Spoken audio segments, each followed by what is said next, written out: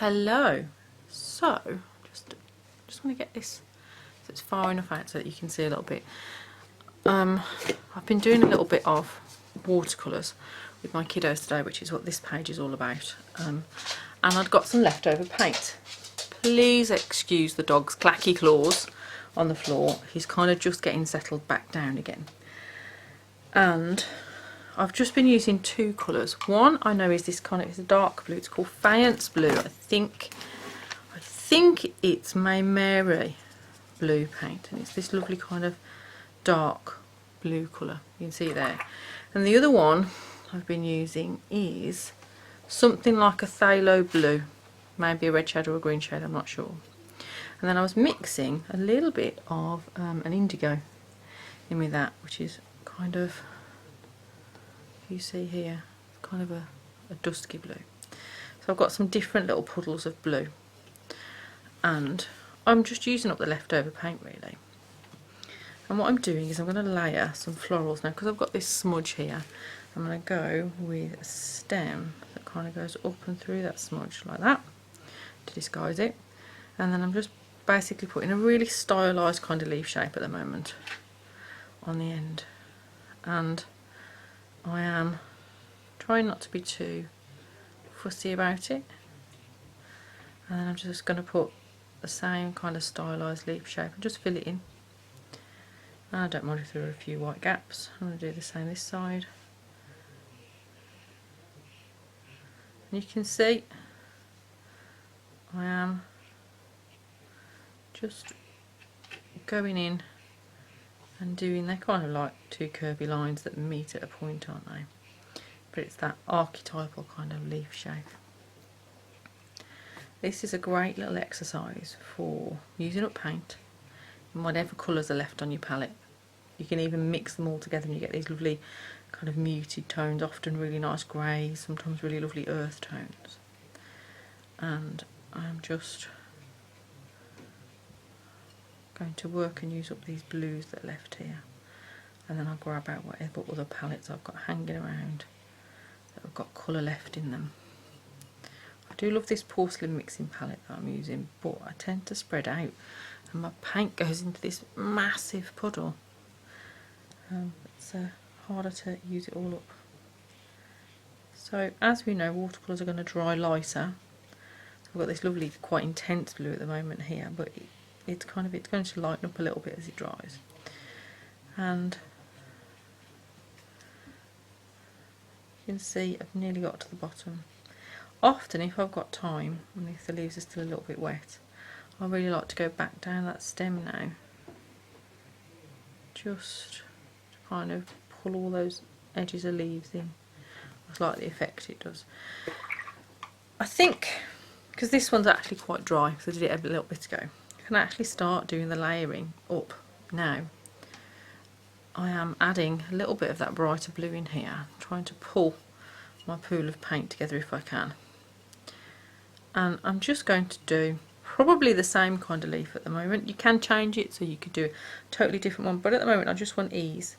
And so repetitive things are bringing me lots of ease. I'm just going to go over it now. When you're glazing, you're essentially stroking the paint onto the paper and trying to sit it on top without disturbing what's underneath. By using the same kind of pattern and the same kind of leaf shape and repeating that design, it helps things to pull together, it helps things to work. Your eye's not drawn to something that's very different, so it kind of flows over. With things like this and pattern making, that can be quite important. Glazing is one of those skills that's really useful with watercolours. Lots of reasons, partly because it's actually quite fun, partly because you can build up intensities of colour by using glazes and layering, and you can get really quite fun effects.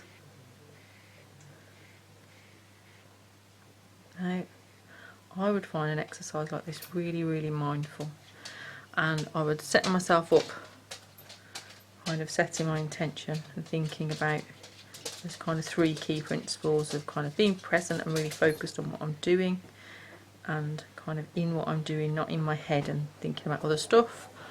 I would also the observing and approaching it all with kind of curiosity. What happens if my dog is being totally crazy? He's lying on my sofa, rolling with his legs in the air, making funny noises, showing me his belly. He wants fussies, or for me to play ball. Apparently, he doesn't want to be quiet, so I can make you guys an art video. Watson, however, is being a very good boy. He's settled down in his little spot, all cosy and quiet. Sherlock apparently thinks it's time to behave like a loon. Anyway, back to this. So, the idea of observing with curiosity and letting go of any judgments, and kind of within that is coming for me the idea of letting go of any attachment to the end product, you know, not being too attached to whether it's something that's, I don't know, exactly what I was imagining in my head or good. I'm going to have to pause for a second while I sort the dog out. Okay. We may get a moment or two of quiet because I've given them a treat. So you can see we've got that first layer built up. I now need to give that a good dry. So that's kind of dry. Having a look to see what I've got in other palettes, and I've got some green. I'm trying to lift it just out. I may even go for trying to pour it out if I can. I'll try and get that into my blue a little bit, just to get a different tone and to start using it up a little bit. So I've got a little bit of a kind of a bluey green here, which is quite pretty. See if I can get any more of that out. I do advise that don't do as I'm doing. I'm using a nice brush to do this with. Use an older brush so you can really get into the corners. So with that, I'm going to just go again, the same kind of pattern, the same kind of idea for the leaves. And it's just a nice sweeping curve, and then we're going to pop kind of pointy leaf at the top.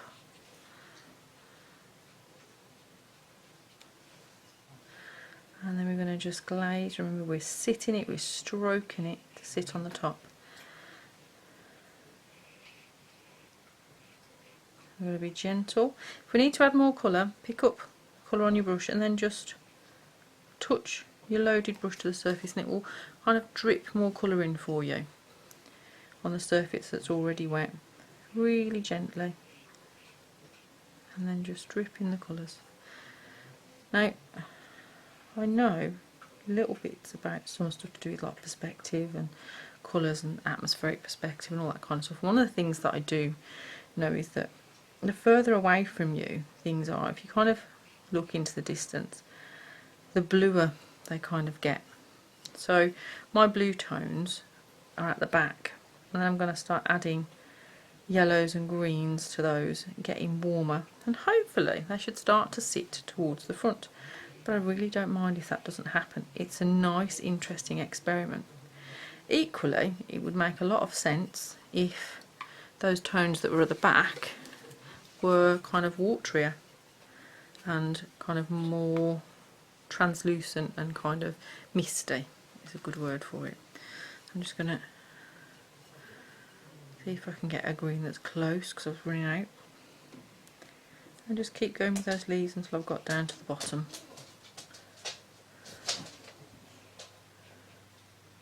I think I need to have a good go at washing my brushes, and I've got this soap that you can use to help reshape and kind of condition them. And if you can see, but the end of this is kind of getting a bit worn.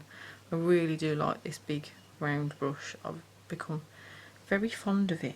I really like my spotters and they're great, but they're designed to be a bit like drawing with paint. They hold less paint and they hold less water, so this kind of, I think, really suits something like this style. So nearly at the bottom. Have you finished, Sherlock? You come for fussies? Oh, you good boy. You stop being crazy now. And just going to get those last ones in there. I can. I need to get two more in really. I'm just running out of this green a little bit, so I'm just going to try and pick some up from here. Now, one of the things to do is wash your brush dry it off. I've got a little tea towel that's over here that I'm just pressing my brush to, and then when you put it in, it's kind of a little bit damp but mainly dry, and it should hopefully pick up more paint and be a little bit loaded with it kind of in the bristles, and that will help me get that last little bit. And like I said, really gently, and then just touch the loaded brush to the wet surface. And that's kind of, it's wet in wet, but you're just dripping colour in to help make it a bit more intense and a bit more pigmented. So there we go, I've got another leaf on there. I think I can get one in here before I'm going to need to dry again.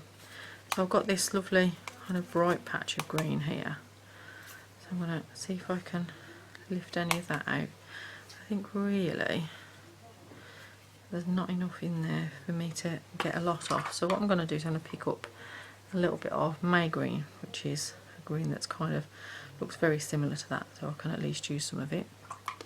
And it's quite a bright kind of vivid green, if you can see there on my brush tip.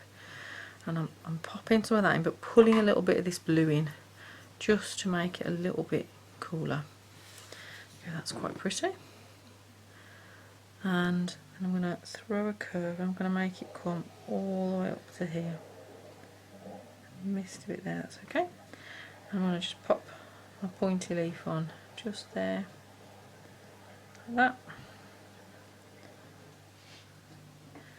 And then I'm going to just do my pairs of leaves, pairs of leaflets going down.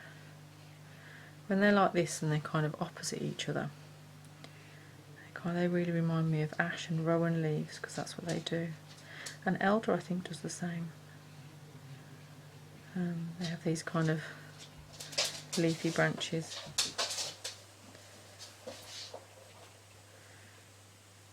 Look like this, but you can have them do what's called alternate, when you get one side and one the other. So we're just gently getting these on, stroking them onto the paper. And you basically, while you're creating something really quite fun and playing around with the idea of glazes and all that kind of stuff, and layering it up and getting that lovely mindful feeling, you're really practicing a technique that's quite useful to you. And one of the things I do sometimes is I practice doing this and I use a different brush. So you see me a lot using this brush because it's a brush I'm comfy with, but sometimes I'll grab a different brush or a different size brush, and I'll do a similar exercise with glazing with that, just to see how it feels with a different brush and with different colours. You know, this would look gorgeous in kind of maroons and golds and oranges, I think. There we go, let's get that one in there a little bit, see if I can pick up a little bit more green. Get this one in here, and then get that, pull that kind of stem down again just to darken it and re-emphasise it a little. So you can see we're getting some fun stuff happening, but before I can really put any more on, I need it to be dry. So again, a little bit with the heat.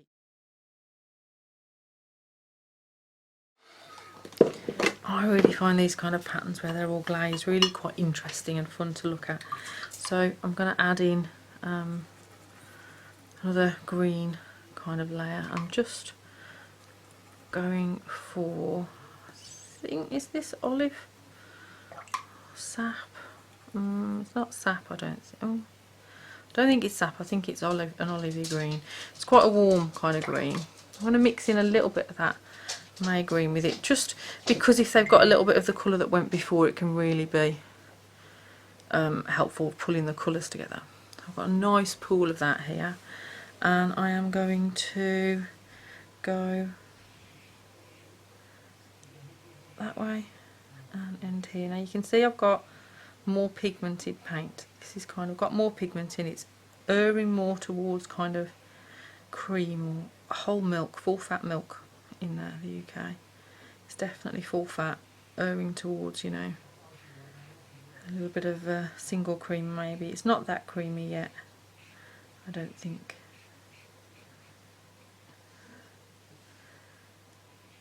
but it's a more pigmented mix.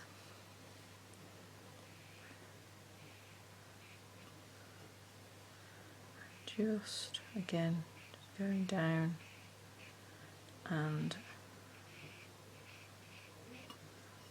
stroking it on. You can see here actually this is the the third layer that I'm glazing. If you do this in the same colour, you can really get an idea of the kind of intensities of colour, and if you do it just using two colours that you may be going to mix, you can get a really good idea of how they would mix if you mix them by glazing rather than mixing them on your palette, but by painting in one colour first, letting it dry and painting the second colour over the top, and you get to see what kind of colour you'd get and how that would look. It can give a really different effect to just mixing the colours, which is really quite fun.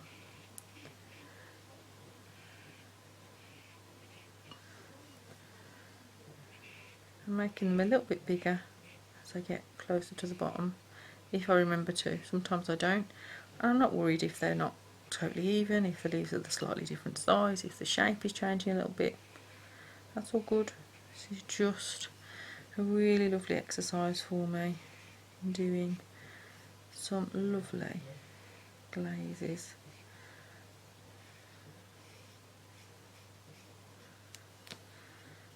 It's kind of that time of year that's a grower or a planter, things that are starting to sprout or starting to do seeds and things like that. So I really quite like that colour, so I'm going to grab a little bit more of that. You can see on its own it's a little bit kind of earthier. It's like a khaki kind of colour. A little bit of rubber there. My palette. Now the thing with glazing is that if it's too pigmented, when it's dry and you put another layer over the top, it can pick up that colour quite easily. So you get to a point where you can't add much more without kind of activating the paint layer that's underneath. I love green gold. This is one of my favourite colours. Now I don't know if you'll see when I put it in, because I'm going to mix it in with this. It's got this lovely transparent, translucent, gorgeous quality that I really like. It kind of, I don't know, just sings to me. I really love it as a colour. So I'm going to use a little bit of that. Now I know I need to do it here, but I'm kind of looking, thinking I'm probably going to need to dry that to be sure that I'm not going to end up going in it. So I'm going to give it a blast with the heat gun. So I'm going to grab that mix and I'm going to just pop a leaf that goes through like that. I'm going to pop my little pointy leaf here on the top, and I'm going to do exactly the same thing again. Now this has got a lovely amount of repetition in it that really appeals to me. I'm sorry if you can hear my phone going off. I've got it so I can see the time. I think we've done kind of nearly 20 minutes now. And I forgot to put it on silent. You can see this is got, let's see, there's the first blue, the second blue and two greens. There's like 3 or 4 layers here now that's starting to come through. And this really for me isn't about making something that's like looks beautiful or any of that. It's about this process, about kind of the feeling of doing it, of seeing how the colour looks different, you know, where there's just paper and then where there are the layers of the other colours, and just kind of mixing them like this, the glazing, the whole thing. Just, it really is letting go of any attachment to the outcome. Got a little hair stuck to the end of my brush. Let's see if I can get that off. There we go. The hazards of living in a doggy household.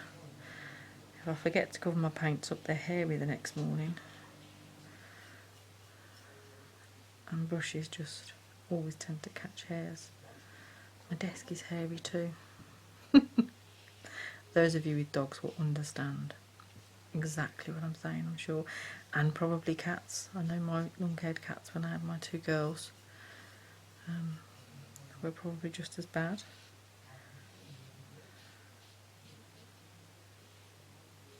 do miss having a cat. My dogs unfortunately aren't. Well, Sherlock isn't a cat dog. Watson's scared of cats. There we go. Last two, kind of just like a little V to hint at the start of the leaves there. And you can see it's almost too much for your eye to pick out the individual things, but I really love that. So I'm going to dry this one.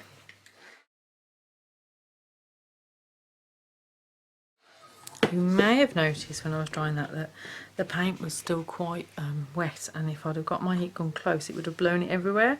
If you hold it a bit further up and just gently move it around so the paint's not moving but the heat gets to it, it dries it, and then you can get closer and get it properly dry. So the next thing I'm going to do is I'm going to grab some transparent yellow or nickel azo yellow, and I'm going to try that.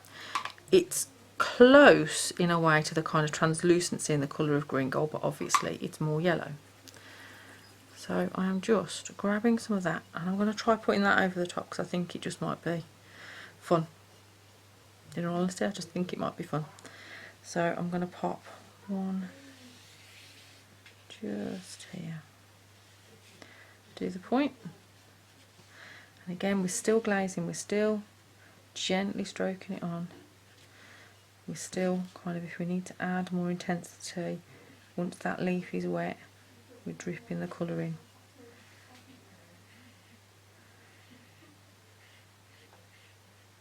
There we go. And it is quite fun. It's amazing how different it looks when it's on the white or just over one layer to how different it looks when it's over a few. And what it does to like the blues and the greens that are underneath it. Really kind of changes their intensity.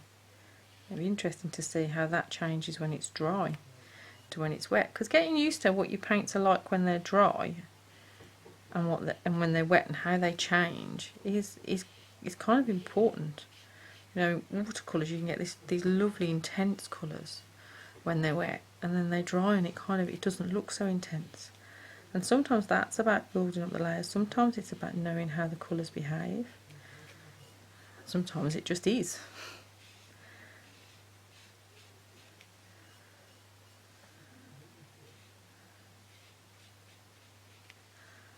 Okay, I need a little touch more. There we go.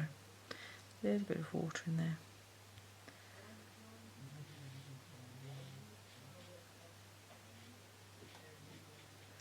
Another hair.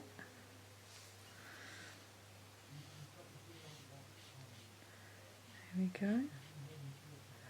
So you've really got the idea of how this exercise works, and it would be really easy for you now to either use what's on your palette or pick some colours you want to work with. Start with the cooler ones as your first layers. That can mean the ones that are kind of more blue-green. Look at that. See, that's reactivating just a little bit, and this is heavily pigmented, so it's got to be gentle now because I'm going over a lot of layers. That could be like blues are cool, greens are cool, yellows are warm, purple's cool on the colour wheel, but also you can get cool reds and warm reds and cool blues and warm blues, and you know, a cool version of any colour and a warm version of any colour. I think with purples it's really easy to see because you get purples that are kind of, you know, the ones that are plummy and kind of reddy maroony, and then you get the ones that are really blue like imperial purple, and you can kind of really see. Yellows as well, it's when you look at like a yellow lemon compared to like a much warmer, less zingy lemon, like Hansa Yellow Medium is a really warm yellow. So you can start with cooler versions of our colour or cool colours like we would think of on the colour wheel, or you can just experiment and have a play and start with any colour, but start with it, you know, waterier and less pigmented on the first layers. I don't think there's a right or wrong way to play with this, and I think it's great fun. I'm just, you know, I'm really enjoying that. And